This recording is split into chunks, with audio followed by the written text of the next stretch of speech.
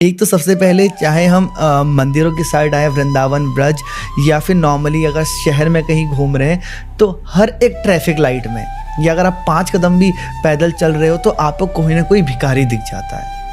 कोई समर्थ है, पूरा हष्ट पुष्ट है, कोई अपंग है, लेकिन आपको हर 4 कदम में दिखते रहते हैं। और अगर दे दें तो ऐसा लगता है कि ये तो उससे नशा करेंगे, हमने एक गलत चीज़ को, एक गलत प्रथा को हमने उसको सहारा दिया है, एक गलत प्रथा को, ये तो बिजनेस चल रहा है। और ना दे तो मन में लगता है कि जेब में पैसा था मेरे और मैंने फिर भी उसको नहीं दिया जो मेरे सामने हाथ फैला के आया था।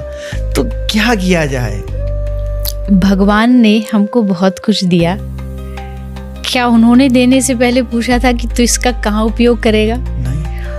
हमें नहीं पता कि ये कहाँ यूज करने वाला है भिखारी, लेकिन उसको तो पहले से पता था कि हम कहाँ यूज करेंगे। तो मुझे नहीं लगता कि आपको ज्यादा सोचने की जरूरत है कि आगे वाला क्या कर रहा है।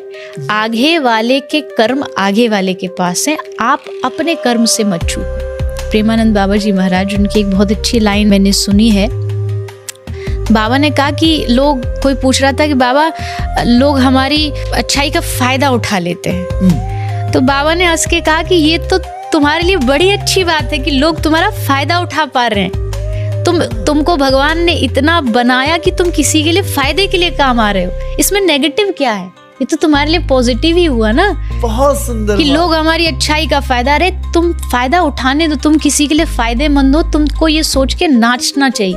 जैसे एक बस जा रही है, एक आदमी विंडो की साइड बैठा है और एक विंडो से दूसरी साइड में बैठा है। एक भिखारी विंडो पे खड़ा होकर भीख मांग रहा है। जो विंडो वाला व्यक्ति है वो नहीं दे रहा, पर जो उधर वाला बैठा उसके मन में आया, उसने 50 रुपए निकाले और वो भिखारी को देना चाहता था, पर उसका हाथ वहां तक पहुंच नहीं रहा।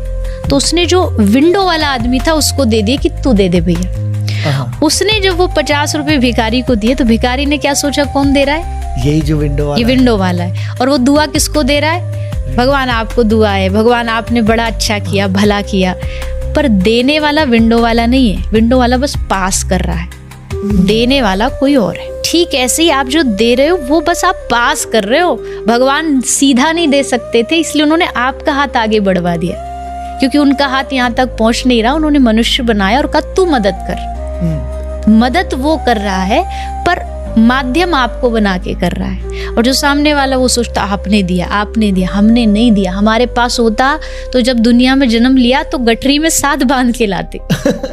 हमारा नहीं है वो किसी और का है। किसी और तक पहुंचाने का काम, जिम्मेदारी आपको भगवान ने दी है, उसको निभाइए। इसमें बिल्कुल भी संकोच नहीं करना चाहिए।